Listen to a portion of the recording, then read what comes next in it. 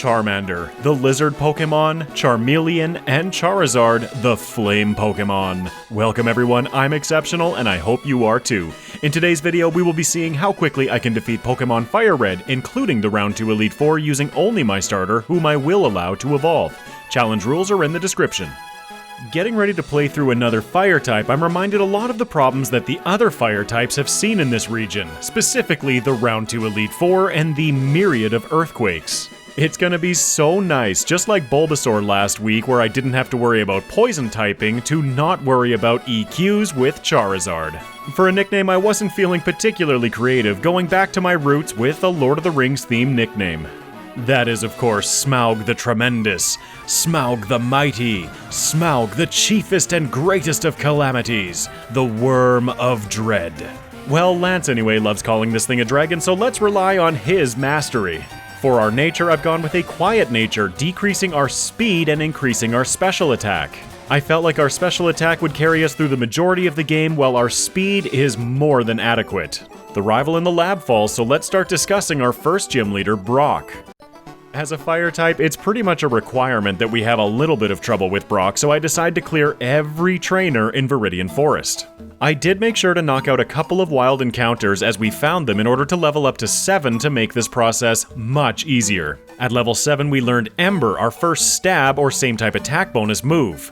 We can use it to sear our way through the forest, defeating everything, and then on the other side of the forest, I need one additional wild Pokemon knockout to level up to 13, learning Metal Claw. This gives us a super effective option against Brock's rock types, so with it in our toolset, let's take our first stab at him. Along with giving us a super effective option against Brock, Metal Claw also comes with a 10% chance to boost our attack by 1 stage in battle. Geodude has a tendency to set up with defense curls a lot, so we can sit here hammering away with super effective Metal Claws, also getting one of those attack boosts. That boost gives us a much easier time against Onix. His Onix does know Rock Tomb, which would be stab and super effective against us, however, the AI sees this more as a speed control. At 23 speed, Onix outspeeds us by 1 point, so the AI is discouraged from using this move. That is until we're in knockout range. More on that in the second playthrough. With our 1 attack boost, we have more than enough power to take out Onix on the first try. That's our first badge in less than 5 minutes. I have high hopes for this fire type. On the next route, we level up to 16, evolving into our second form. This gives us a nice boost to all of our stats, increasing our base stat total by about 100 points. That's gonna help us a lot because we have a very threatening battle looming on the horizon. The second gym leader, Misty, is not gonna be that easy. Then in Mount Moon, I make sure to grab the Dome Fossil. Shout out to all my Domies out there. Perhaps more importantly though, just outside of the cave, I'm gonna be stopping at the Move Tutors. Here I'm gonna teach Smaug both Mega Punch and Mega Kick. We have enough flexibility with our moveset right now that we might as well just teach them both. After we jump over these ledges, we cannot get back here anytime soon. Because of the threat of Misty in Cerulean City, I'm definitely targeting Rival 2 first. Bird Brains, as always, can be expected to let off a Sand Attack turn 1, which he does. Bird Brains, what am I gonna do with you? We managed to take Pidgeotto down without sustaining a lot of damage ourselves, but that Sand Attack was very impactful. I test out the damage of Mega Punch against Squirtle, and it seems to be doing around 1/3. Okay, so Mega Kick is probably the way to go. Unfortunately, because of its lower accuracy and that Sand Attack, we miss 3 in a row. This is also a great opportunity to talk about our ability. Our ability is Blaze, which powers up our Fire-type moves by 50% when we are under 1/3 health. Squirtle over there has the water version of that, Torrent. His first water gun to me deals 15 damage, but after we knock him down into Torrent range, his second water gun deals 22. That's gonna be a good mechanic to remember during these runs. Near the end of the battle, we end up taking our first reset of the run after missing an Ember, and Rattata's quick attack brings us down. In the next attempt, Bird Brains did not get off a Sand Attack, and we connect with both of our Mega Kicks against Squirtle. This easier knockout of the Water Turtle results in a second try victory. I honestly was not too worried about Rival 2, but Misty is gonna be a big problem. In between Rival 2 and Misty, however, on the next route I make sure to pull down Camper Flint in order to grab TM43's secret power. This is going to be doing a little less damage than Mega Punch, however, it comes with a 30% chance for a secondary effect and 100% accuracy. With that, let's check out how Smaug faces up against the Water-type leader. Her lead Staryu has a tendency to go for Harden on the first turn, which works out great for us. We just missed the one-shot against Staryu, but we also get the 30% chance to paralyze. Misty tries healing, but it's in vain as we take out her lead. Easily one of the most important numbers to be aware of in this battle is Starmie's speed stat at 53. We're currently at 48, so she outspeeds, hitting a stab, super effective, critical water pulse for the one-shot. I did try one more time, and we do over half to Starmie with secret power, do. But being slower makes that one impossible right now. Instead, I decided to pivot south in order to gain some additional experience and take on the SS Anne. I'm of course grabbing a few of these handy items along the way, like the citrus berry and rare candy. In these first playthroughs, I'd rather have them and not need them than need them and not have them. Probably one of the most important items to grab from the SS Anne is Brick Break. We have a lot more diverse coverage on our physical side, and Brick Break is definitely going to help us out against fighting types in the upcoming sections. Against Rival 3, we're at a proportionally higher level than last time. As such, we're able to put down much more reliable damage against his team. Pidgeotto does not use Sand Attack, and our biggest threat is against Wartortle. Shocker, I know. It takes 3 uses of Secret Power, also getting another Paralysis to bring him down, and from there, the battle is ours. I would love to say that we can check out Lieutenant Surge next, but he's behind a Cut Bush. In order to get past the bush, we have to learn Cut, and in order to use Cut, we have to defeat Misty. Let's see if the Extra Egg experience helps us out. Well, once we're back in the gym, I actually decide to get a little bit more experience. At 52 speed, we aren't quite fast enough, so I defeat the optional trainers in Misty's gym as well, leveling up to 28. Unfortunately, I still had my Persimberry equipped, and Goldeen uses Supersonic, so we don't have a Persimberry for Misty's fight anymore. Whoops. The good news is that now at level 28, not only do we one-shot Staryu, but we outspeed Starmie. In our first attempt against Misty, I could have sworn that our secret power was dealing more damage than this, but it seems that we're actually doing under half. Keep in mind that her first Water Pulse did 40 damage, half of our health. Starmie goes into a healing loop, spamming Recover for many turns as we use secret power, eventually also getting that paralysis. When she does finally decide to attack again, she hits us with another stab super effective Water Pulse, dropping us to 3 health. I'm surprised that we survived that one. On the next turn though, we hit through with secret power and she is out of here. That's 2 badges and probably the last challenge that Smaug is gonna see for a while. Instead of heading south back to Vermilion City to take on Surge, I decided to head east instead towards Rock Tunnel. Another great move for us is TM40 Aerial Ace. It's a 60 base power flying move that never misses, and once we evolve into our final form, it will also gain the benefit of Stab. Then on the other side of the cave, as we prepare for the mid-game, I'm picking up more items like TM27 Return. Again, another great physical move for us. We're gonna be ripping through this mid-game, as honestly, the fire type is pretty good here. There are a few scattered rock types, sure, but we have Brick Break for them. Then after the typical mid-game chores, we clear out the Rocket Hideout next. Since we're in the neighborhood anyway, let's check out our next gym leader, the Grass-type trainer, Erica. Speaking of that Blaze ability that we have, you may notice that I'm entering this battle at only 10 health. I was pretty confident that I was faster than her whole team, and at level 34 we learned Flamethrower replacing Ember. While outspeeding every Pokemon, Stab, super effective, Blaze-boosted Flamethrowers absolutely torch Erica's entire team. And there's even more good news. We leveled up to 36 in the battle, which of course triggers our second and final evolution. Bum bum bum bum bum bum bum. Oh, you gotta love it. Now powered up into our final form, we also try learning Wing Attack. This is why I have not taught Aerial Ace yet, as Wing Attack has 60 base power just like Aerial Ace, however it can miss. It'll be nice to keep the Aerial Ace TM for later if we need it. Our fire moves are now some of the most threatening in the entire region, however it comes with a drawback. We now have a 4 times weakness to rock type moves. We may have access to fly right now, but we cannot use it without first getting Lieutenant Surge's badge. So after a little bit of Saffron City shopping, it's time to pivot back south and remedy that little problem. I gotta say, it's very nice having a mid-game centralized city that you can pivot through. We now technically have a type disadvantage against Lieutenant Surge with our flying type, but, do you think that's gonna matter? Just to have something to talk about in this battle, I'm gonna mention how Raichu's speed is actually the same as Misty's Starmie at 53. That's just a little fun tidbit of information for you as Smaug uses his flamethrower to absolutely level Surge's team. What can I say, we're a 3rd stage Pokemon backtracking for this battle. It's super easy. We claim our 4th badge, now flying back to Lavender Town to take on Pokemon Tower. My previous point about 3rd stage Pokemon pretty much holds up in this battle as well. We one-shot his entire team with the exception of Wartortle, who survives an entire 2 secret powers. As long as you're familiar with the routing of this game, this battle is usually laughably easy.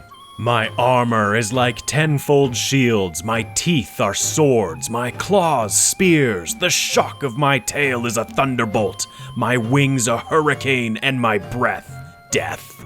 I'd say that about fits right now. The next rival battle in Silphco, though, is significantly more challenging. I don't have anything interesting to mention in between, so let's actually jump straight into that one.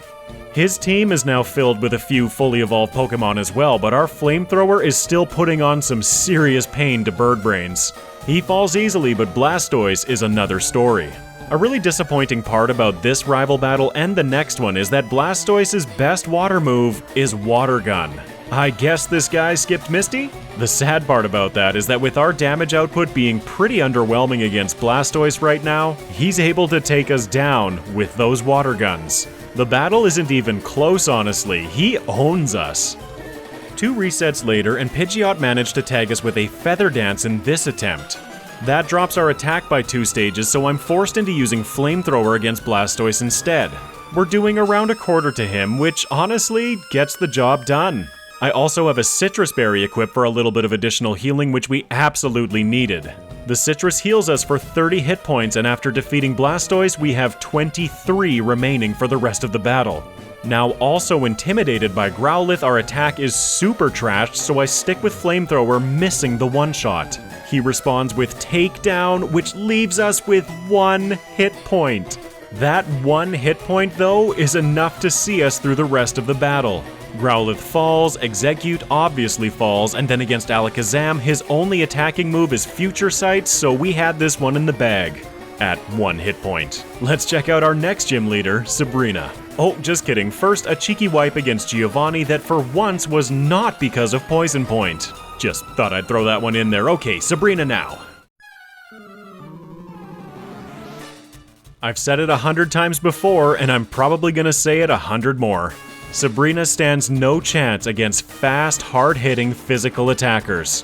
I'm not even sure you can call Smaug a physical attacker as we're leaning way more into our special side, but hey, it's still more than enough for Sabrina's team. I stick the cursor over Wing Attack and hit A until we win the battle. That's it. We level up to 44, learning Slash, and I did take a moment to consider what I thought was more important. At this point in the game, I felt that the higher potential damage of Slash with its high crit rate over Secret Power would be worth it. Sabrina is out of here, leading us to Fuchsia City next. On the way down, I make sure to stop at the department store to max out our vitamins. I feel it's best to do this early as the vitamins cap out your EVs at 100 as opposed to the potential 255 maximum. Supplementing with the vitamins earlier means you can get more stats where you want them. I'm again focusing pretty much entirely on our special attack. Then down in Fuchsia in the Safari Zone, I'm picking up another item which may be useful. TM11 Sunny Day. And of course by may be useful I mean is pivotal to this run. We'll talk a little bit more about that later though, as we have another gym leader to take on, Koga. This is one of those battles where despite not having a type advantage, the fire type feels so strong. The Coughing Line does not have great special defense, with our flamethrowers able to take them out in a single shot. Mach is definitely the more special defensive of his crew, taking nearly 3/4 from a single shot. We roast his second Coughing, and much to my surprise, we actually one-shot his Ace Wheezing as well. I have to admit that I was super surprised by that one-shot and so thrilled. Charizard is strong. There isn't anything to discuss in the next section heading to Cinnabar Island. I'm avoiding as many trainers as I can, also using the Pokéquiz mechanic in Blaine's gym. Smaug has been ripping through everything, so we can jump straight into another gym leader, Blaine. Ooh-wee, things are about to get hot in here. We got some fire-on-fire action. Both Blaine's lead Growlithe and Arcanine are going to intimidate us, lowering our physical attack, but I think it's the best we got. I'm relying on Wing Attack as it has our highest effective power, and it feels so good to watch his Fire Blasts pretty much just bounce off of us. You can see our damage definitely is falling off against Rapidash, but again, we're not taking a lot in return. After taking the second Intimidate from Arcanine, I switch to Flamethrowers against him.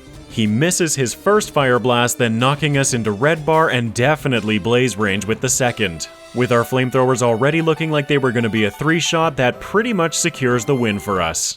Blaine falls, claiming our 7th badge. After defeating Blaine, Bill will approach you to help him in the Sevi Islands. This is optional for a round 1 finish, however, since we are pursuing round 2, I find it's better to do this now and avoid the backtracking. We have another section that Smaug absolutely crushes, so we can once again jump ahead to our final gym leader, Giovanni. The most threatening Pokemon in this battle are actually his Rhyhorns. Both are equipped with Scary Face that will lower our speed by 2 stages and also have Rock Blast. We're able to take out the first Rhyhorn in a single stab resisted flamethrower, however the second one hangs on in Red Bar, landing a Scary Face. We are still faster than his Ace Rhyhorn though, so we take him out on the next turn. Unfortunately, we are going to be slower than the rest of his team, so we're going to be hit by everything else. Dugtrio doesn't really matter, but it's Nidoqueen who ends up paralyzing us with Body Slam. I guess the advantage of taking all these additional hits is that we are knocked once again down into Blaze range. We were not able to get the one-shot against Nidoqueen, however, once we're in Blaze range, we are definitely able to take out Nidoking in a single shot. We end the battle paralyzed at 17 health, but I just want to point out that despite our early game struggles, we just defeated the gym challenge in a little over 52 minutes. Oh yeah, that leaves one final challenger before the Pokemon League's Rival 6. I did not change anything about our strategy coming into this battle. Bird Brains is not going to be a problem, however his Blastoise, who is currently 2 levels higher than us, is. Our damage output remains lacking, while his stab super effective, water guns are taking us apart. That's going to be another reset, but I do have a secret weapon. In the next attempt, I've replaced Slash with Sunny Day. I guess Blastoise does know 2 water moves in this battle, Water Gun and Rain Dance. Sunny Day boosts the power of our fire moves by 1.5 times, but also serves to reduce the damage of water-type moves by half. Because we're faster, we're able to have a little bit of a weather dance with Blastoise. Being faster allows us to set up the sun straight into his water gun, which now hits for reduced damage. Then we hit him with a powered-up flamethrower while he sets the weather to rain. So on the next turn, I switch the weather back to Sunny Day while he goes for water gun, which once again reduces the damage. You see where I'm going with this? Good, because we will not survive the champion battle without that strategy. Rival 6 falls and we can jump straight into the Round 1 League.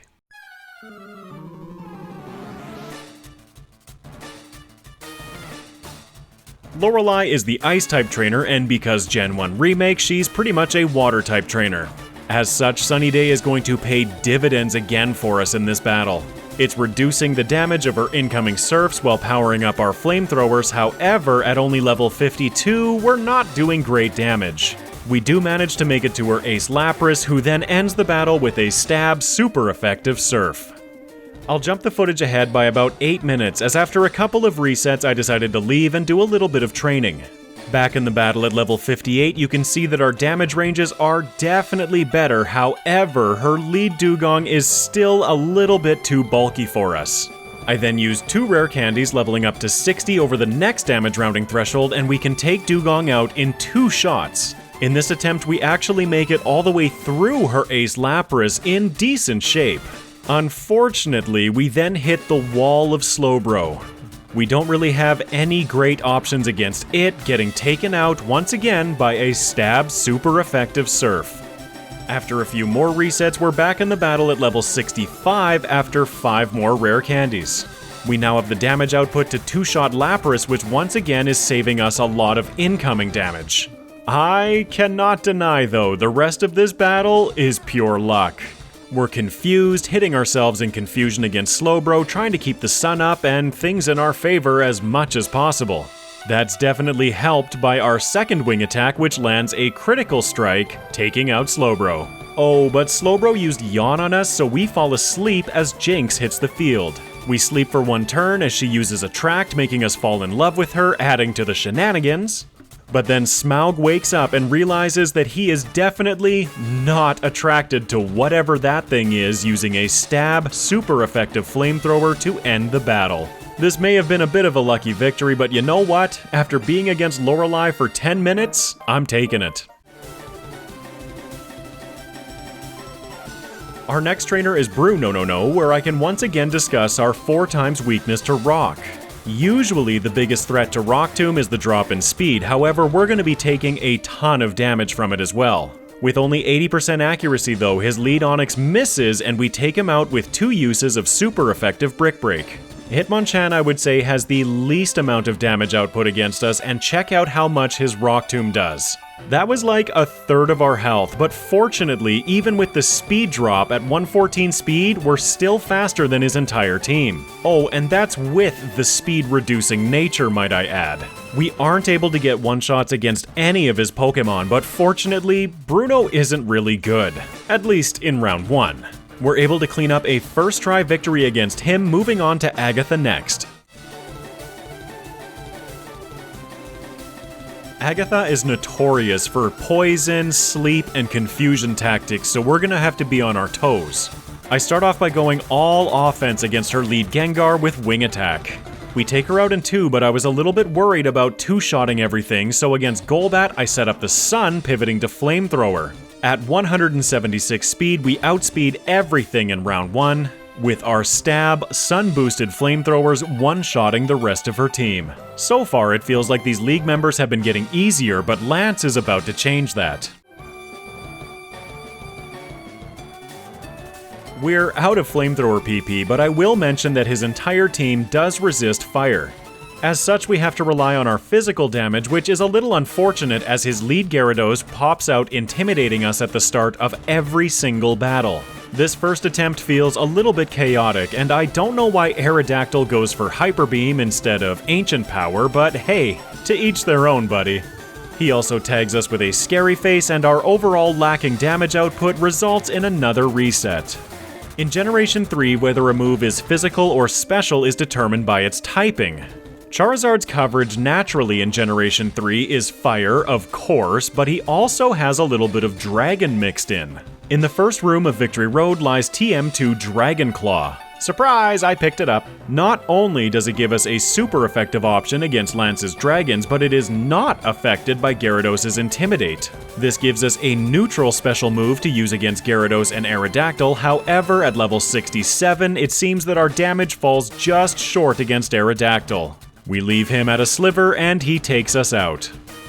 After 3 rare candies, we're back in the battle at level 70, however, it seems that Aerodactyl doesn't always go for damage. If he happens to go for Scary Face, lowering our speed, then the battle once again falls apart. In the next attempt, you can see what happens when Aerodactyl goes for the damage.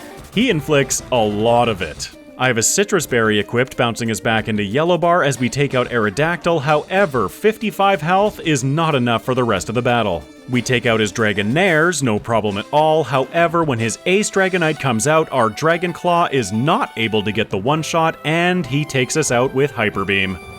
In the next attempt, we took less damage from Gyarados, which means that by the time we hit his Ace Dragonite, we're at about half health. Half health does seem to be outside of KO range as Dragonite goes for Safeguard this time, and we secure the victory. While playing this, it definitely felt bad to lose a few chunks of time to this league, however, would you just look at it? We're still only at 1 hour and 12 minutes. Lance falls, leaving one final trainer in round 1, the champion.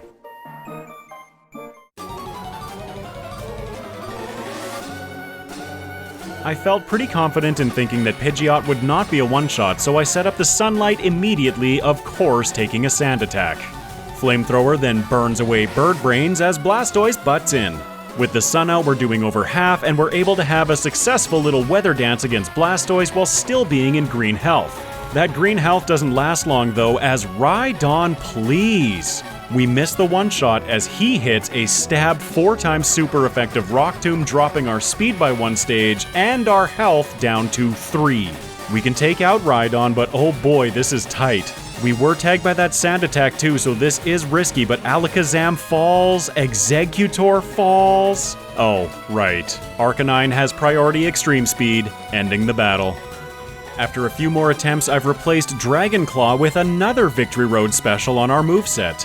TM50 is Overheat. This boasts a lot more base power than Flamethrower, however, once you use it, it drops your special attack stage by 2.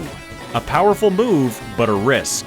And wouldn't you know it, that risk does not pay off as we leave Arcanine with a sliver. We're now dealing pretty underwhelming damage with our Flamethrowers, and I don't want to risk another Overheat. It takes a bunch of turns, but Arcanine brings us down once again.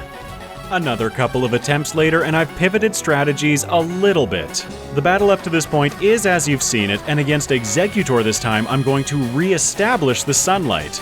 You can see that sneaky Chesto Berry I have equipped predicting his Sleep Powder. Because of a critical hit against Blastoise, we were actually full health when Exeggutor hit the field, so with all of our additional health, I decided against Arcanine that I was just gonna do a little bit of chip damage with Wing Attack. You know, I'd rather be safe than sorry here. With that chip damage from Wing Attack, a single stab-resisted sun-boosted Overheat takes down Arcanine. The Round 1 champion has fallen. Woo! Okay, that was a heck of a league, and once again, I see something on our learn set that's gonna make round 2 pretty awesome. Smaug clocks in with a round 1 time of 1 hour, 19 minutes, and 44 seconds at level 74 with 24 resets. This took 4 hours and 11 minutes of game time. In between leagues, there's only one thing I feel that really matters. I, of course, am picking up the leftovers, but also, after defeating the Rockets and helping out Celio, it's time to go over to Seven Island. It's super unfortunate that this move tutor is not available until the post-game, however, I feel like a lot of Pokemon would perform much differently if they had access to Swords Dance earlier. We'll call it a balancing point, sure. I replace SD with SD. That's a sunny day for Swords Dance. We like our acronyms around here. One more thing that I'm doing is jumping back to Rock Tunnel in order to teach Rock Slide from another tutor. This replaces Overheat as, yeah, we're not going to be using a lot of special moves in the next league. With that, there's nothing left to discuss, so let's jump right into the Round 2 Pokemon League.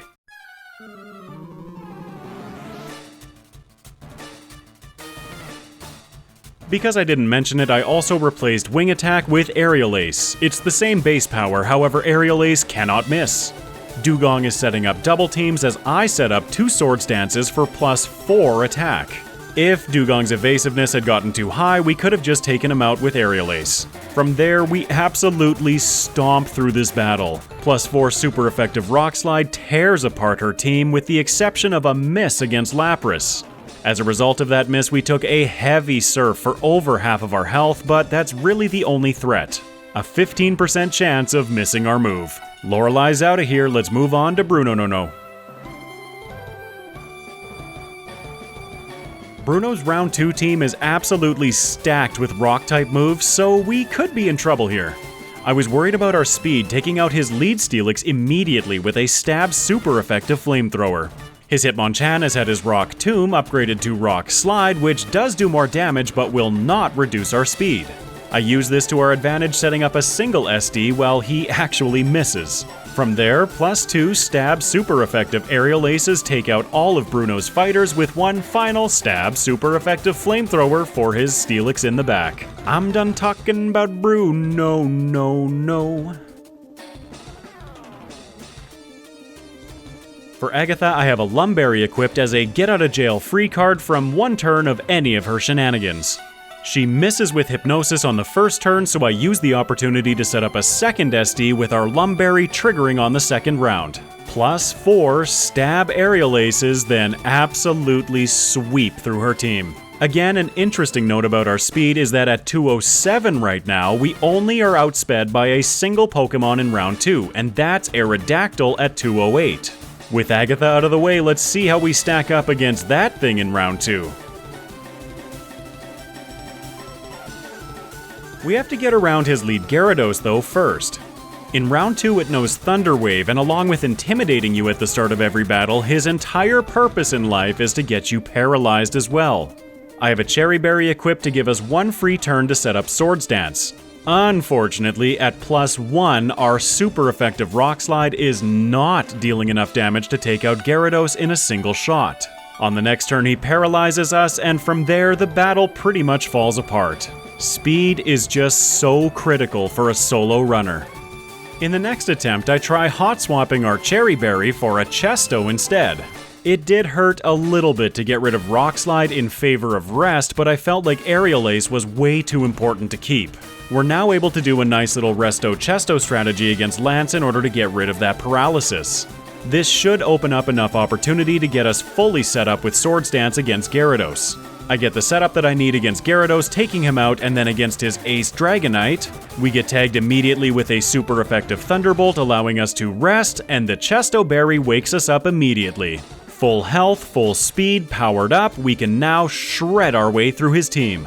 We still end up missing the one-shot against Aerodactyl, and he puts some serious pain back on us, but the battle is ours. Alright, so that wasn't too bad, right? Let's check out what the champion has in store for us.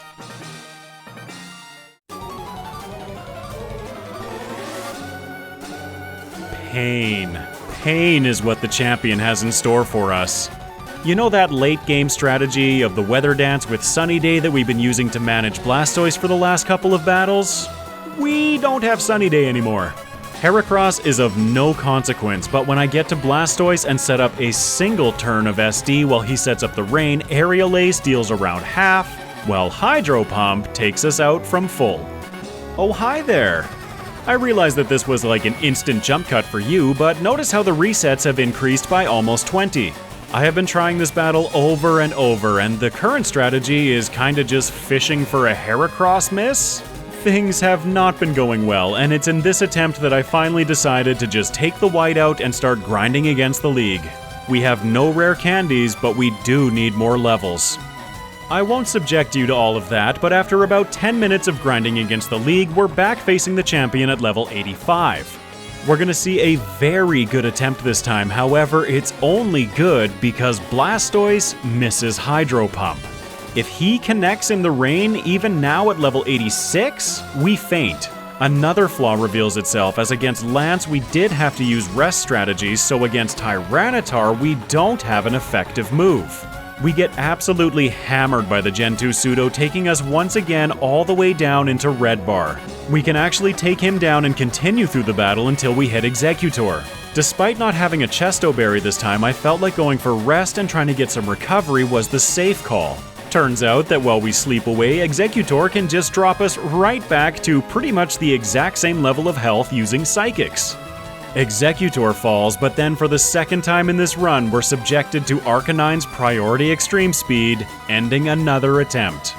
After nearly 20 minutes and over doubling our reset counter just in this battle, I think we're ready to win this thing. We're officially locked in, no more grinding the league as I've replaced Rest with Earthquake. Oh, and on top of that, the mastermind strategy that I've come up with? Fish for a miss from Heracross. Yes, we are back to doing that, however, we do have a successful path through battle should he miss. I use that miss to set up a single SD, then setting up a second against Blastoise while he sets up the Rain. At least in theory. In this battle, he does not go for the Rain, instead going straight to Hydro Pump, knocking us down to about a third. Plus 4 Earthquake is enough for him, and definitely enough for T-Tar that follows. We continue slashing through Alakazam and Exeggutor, bringing out Arcanine. This time we have 100 health instead of, like, 9, so our powered-up, super-effective Earthquake brings down the Fire Doggo. Finally, the Round 2 champion has fallen. There were definitely some rough patches throughout this run, however, I'm feeling pretty good about the second playthrough. Our egg moves include Dragon Dance, Swords Dance, Belly Drum. Ooh, I like those. Smaug clocks in with a round 2 time of 1 hour, 53 minutes, and 41 seconds at level 86 with 52 resets. This took 5 hours and 47 minutes of game time. Alrighty then, playthrough 2, we're going to be moving fast through this one. The Charmander line has by far the best egg move choices that I have seen on any runner since implementing the rule. I've used Ancient Power in multiple runs, Rock Slide is great, Bite is good. Heck, given the right circumstance, I'd even go for Outrage. But the ones that really stood out to me were Dragon Dance, Swords Dance, and Belly Drum. As we saw last run, our speed is absolutely fine, so Dragon Dance isn't very appealing. Swords Dance is absolutely fantastic, I've used it on other runners before for fantastic times, but Belly Drum actually holds the most interest for me. It's a high-risk, high-reward move, and I really felt like it fit perfectly with Charizard's playstyle. So I chose Belly Drum, using it in the lab battle to absolutely obliterate Squirtle. For a nature as well, I've switched to Brave, increasing our attack instead of our special attack, still reducing our speed. With the exception of that rival battle though, absolutely nothing changes about our early game, making a push straight to Pewter City after defeating every trainer in Viridian Forest, still going to level 13 to learn Metal Claw. When I was initially planning this run, I felt like going for Belly Drum might be really awesome in this battle. We would absolutely be able to one-shot both his Geodude and his Onix with Metal Claw at +6, however, if you recall in the first playthrough I mentioned how the AI sees Rock Tomb more as a speed control. That is until you're within knockout range when the AI will reprioritize the move. You can see what that looks like in this first attempt because we did not get the attack boost like we did last time, and Geodude scored a critical. From my testing I found that once you hit around 15 to 16 hit points you're in range of Rock Tomb and Brock will end the battle from there. I hit one of those weird points in this run where after a couple of resets I was tempted just to start the entire run over. On our 4th attempt, after Geodude got one more crit and Onix got a crit, we see a successful battle. We also got the 10% boost to our attack in this battle, so Onix is a 3-shot and we have a victory. I ended up deciding that Geodude and Onix landing a bunch of criticals was just fate. Usually when I reset a run, it's only because of an error that I've made and not just the AI getting lucky. Enough about Brock though, let's keep moving. On the way through Mount Moon, I once again grabbed the Dome Fossil, of course. Then in Cerulean, we get to really see the power of Belly Drum.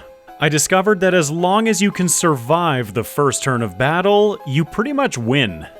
Belly Drum sacrifices half of your max HP in order to max your attack stat. With our attack stat maxed and enough speed, we can then just sweep through pretty much any opponent in the game. That's why in this second playthrough during the gym challenge, I'm not going to be talking a lot about strategy because you can pretty much just assume that I belly drummed and then won. I did not go for Mega Kick this time, instead just sticking with Mega Punch for the higher accuracy because at +6, it doesn't matter. Rival 2 falls, so let's make some serious progress. I follow the same route as last time, however when I come to Misty's gym this time, I have a new plan. I think that this is the only battle where our minus speed nature truly impacts us. As such, I've decided to use 2 rare candies right before this Misty battle, leveling us up to 28, but also granting us 54 speed. This allows us to belly drum against Staryu, and then because we outspeed at +6, we can one-shot Starmie. And yes, if you're wondering, in this battle Staryu did go for Harden, but if she went for Water Pulse instead, we would have survived. Barring, of course, a critical hit, but I feel like we got enough of those from Brock. I'll show one more battle with Belly Drum doing its great work before we just go absolute super speed through a bunch of battles. You can safely assume that everything about this run is identical to last time except for the major battles. Our natural abilities carried us through most of the game without any issues, and Belly Drum is making all of the major battles that much easier. In this battle again, you can see a shining example of Bird Brains doing a little bit of damage to us while we do more to ourselves, maxing our attack. Then with our higher speed, it is one shot, one shot, one shot. This battle reflects what you're about to see for pretty much the entire gym challenge. So with that in mind, let's keep moving. Surge falls next, this time in order. Then all the way up in the Rocket Hideout in Celadon City, we're ready to evolve. Those 2 rare candies that we used for Misty bumped our level up just that little bit higher so that as we approach the Giovanni encounter, we're evolving. It's not that he's super threatening, but Kangaskhan can be mean. Unless you've belly drummed and outspeed him. Erica lost to Charmeleon last time, so Charizard blows her apart. Then it's Rival 4 in Pokemon Tower. In Silphco, the strategy remains the same, but things are about to change a little bit. I know we just skipped through a large section of gameplay very quickly, but nothing really changed from last run. Rival 5 in Silphco was the first problem that we had to circumvent in the first playthrough. Just in case you were doubting me, here's another battle where Belly Drum pretty much just wins everything for us. I should also mention that after picking up Aerial Ace this time, I taught it immediately. One of the few ways that we can lose right now is to Sand Attack, and Aerial Ace can't miss. Usually when you see Pidgeot go for Feather Dance as a physical attacker, it's just a reset. Today though, we Belly Drum up to +6, Feather Dance drops us to +4, and +4 is still more than enough to handle this battle.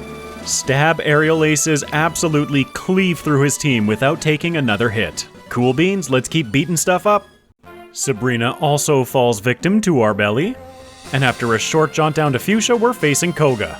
You know those resets I mentioned where you just hang your head and say, yep, you got me? Well, Coughing gets us. I Belly Drum while he goes for Sludge, getting a critical hit and dropping us to 1 hit point. Not only did he get the critical there, but he also poisons us, and then the poison damage ticks, ending the battle.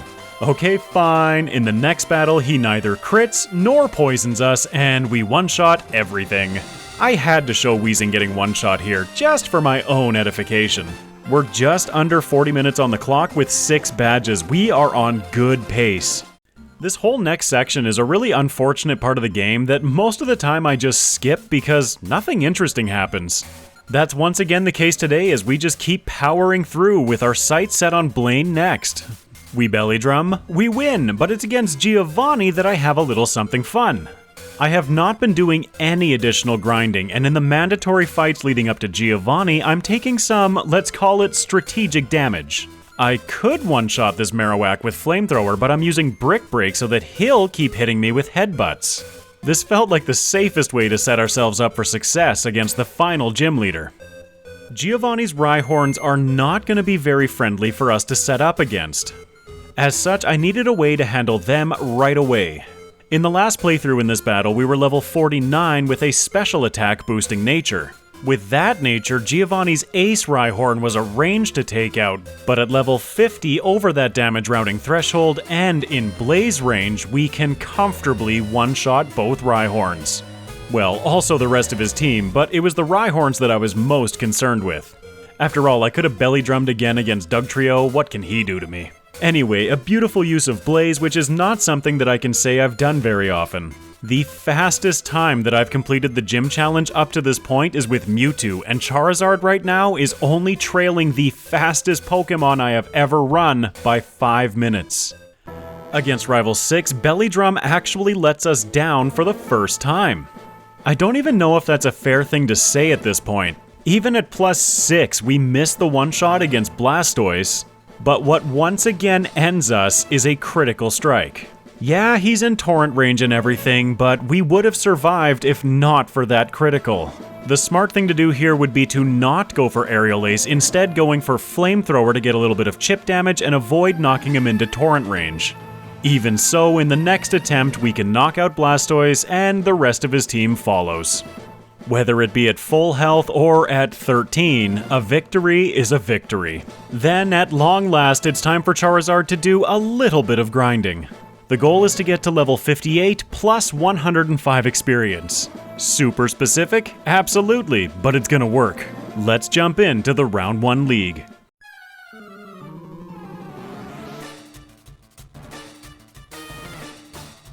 There were a couple of things that just happened to line up beautifully in this league. First off, routing our experience the way that I did is actually for Lance. When making a route, I usually start with the most challenging battles first and then work my way backwards from there. Lance's challenge was outspeeding Aerodactyl, but we'll get there.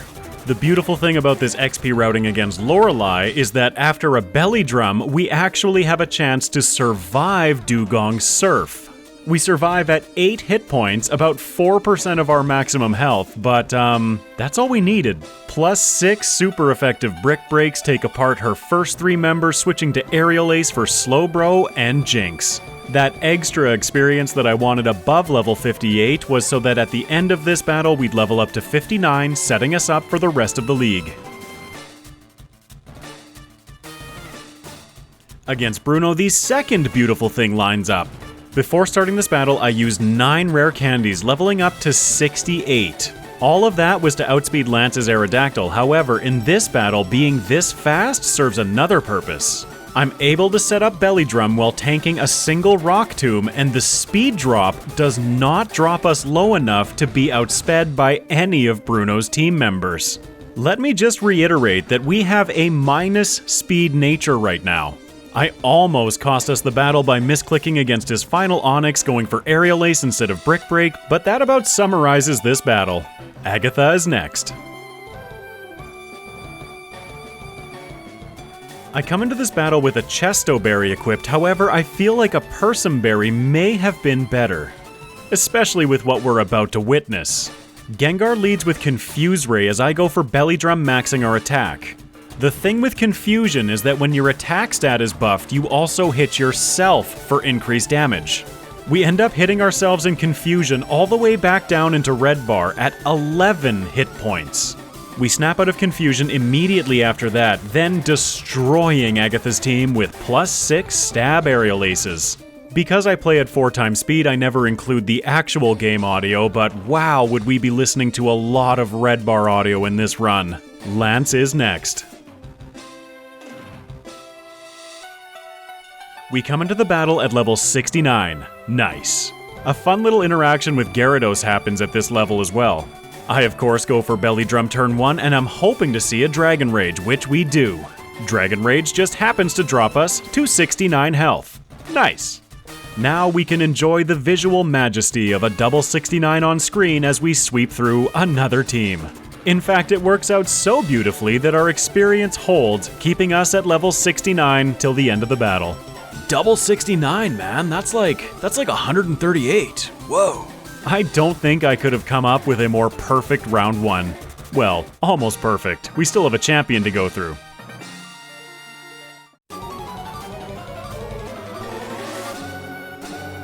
Not to disappoint anybody, but it's a champion battle that we've already seen a couple of times in this second playthrough. I set up Belly Drum against Pidgeot while he tags us with a Sand Attack, but I don't care because Aerial Ace. The biggest risk in this battle is the fact that I have to switch to Brick Break against Rhydon. That risk only exists if we get hit by a Sand Attack. Round 1 had absolutely nothing on us this time. Given that I don't have much else to talk about in this battle, let's take a moment to appreciate Charizard's belly. Look at that thing. Round, glorious. Back in my trades days, we called those power bellies. They look fat, but they can generate a lot of force. The perpetually immature side of me made sure to stick out my tongue at Arcanine as his extreme speed does very little and we take him out with another Aerial Ace. I'm surprised my character can even walk in a straight line after how swag that league was. That was probably the most lame thing to leave my mouth in the last year. Charizard clocks in with a round 1 time under 1 hour of 59 minutes and 3 seconds at level 70 with 5 resets. This took 3 hours and 38 minutes of game time. The only change to discuss between leagues is the fact that I did not go for Sword Stance or for Rock Slide this time. It's funny actually, when Charmeleon learned Flamethrower at level 34, that was the last change that we had in our moveset in this second playthrough. I found something that works, and it works good. Do you think it's gonna hold up in round 2?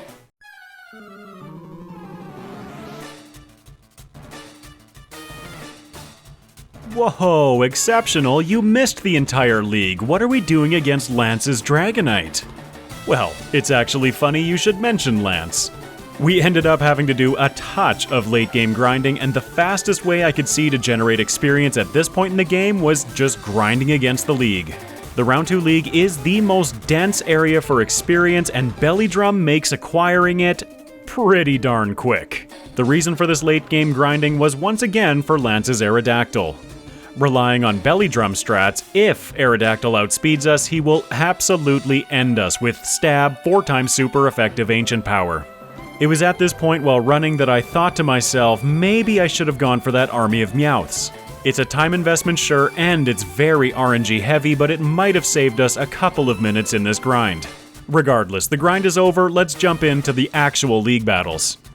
As we saw before, Round 2 Lorelei's lead Dugong has a newfound love of setting up Double Team. Set up as much as you want, my friend. I set up one belly drum and then sweep through her team. You may also notice that I do not have the leftovers equipped. The reason that I'm no longer wearing them is because after we get our belly drum up, we are pretty much guaranteed the victory. With belly drum knocking us to half health at the start of every battle, leftovers would then slowly accumulate that health back over the course of the battle. Normally, that's awesome as it gives a lot more safety, but here it would just be wasting time. We quickly dispatch of Lorelei, moving on to Bruno next.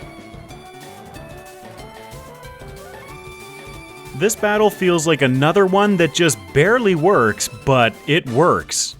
Because of our outstanding speed, we're once again able to take a Rock Tomb without being in any danger of being outsped by anybody. With that said, Rock Tomb still hurts a whole lot. We're once again way down in red bar, but with our setup complete and our speed faster than all of his Pokemon, we win. As you can see, I do have leftovers equipped in this battle, but it's just not necessary. It's wasting time. We recover almost back to half by the end of the battle, and I'm sitting here wondering just how many seconds that cost. Let's not kid ourselves though, it's not like anybody comes to my channel looking for perfect gameplay. Against Agatha, I have a Lumberry equipped for that one turn of get out of jail free. The best part about Belly Drum is we only need one turn. She ends up missing Hypnosis, so our Lumberry remains intact, and really there isn't anything else to say about this battle. So instead, hi, how you doing? Are you enjoying Charizard as thoroughly as I have been? If you are, make sure to like the video, I really appreciate it. Agatha falls and we're ready for our last league member, Lance. Speaking of only needing a single turn, since our Lumberry was not used last battle, I just kept it on for this one. We take our one turn of Belly Drum while Gyarados paralyzes us, activating that berry, and we're ready to sweep. Alright, now check out the excitement in this one. I'm using Aerial Ace, but then against Aerodactyl, I switched to Brick Break. Ooh. Really, most of the work in this run was just planning out our speed. At 212 speed, I did slightly overshoot my target, so we could have done slightly less grinding entering this battle at level 80 instead. Honestly though, the biggest thing was just outspeeding Aerodactyl in both leagues. Solve one problem, and everything else falls into place. With that, we have one final challenge, the Round 2 champion.